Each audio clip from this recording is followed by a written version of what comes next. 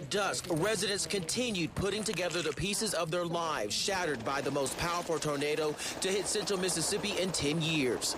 It was a disaster because all the houses and stuff, they got hit and all the stuff that happened. And my grandma was actually stuck in her house, so they had to go get her. So she's fine now, though. Robin Fox and her family donated water for the victims of Saturday's storm.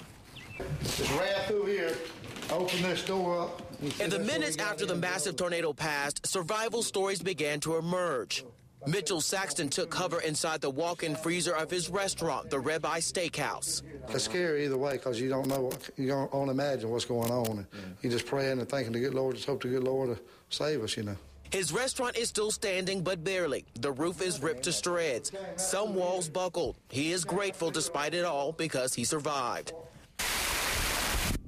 Down the hill from Saxton's restaurant, water shoots from a broken pipe. The tornado ripped off the roof of this funeral home. This car barely looks like a Toyota Camry. Every window is shattered. But at the bottom of the hill, some of the worst devastation. The Hillcrest Baptist Church building is destroyed. That's a miracle of God.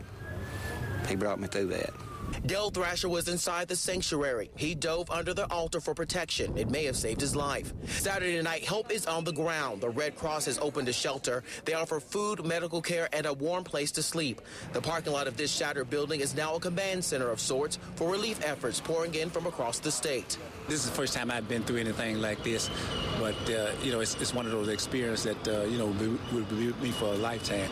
So everybody's coming together and doing what we need to do, and we're going to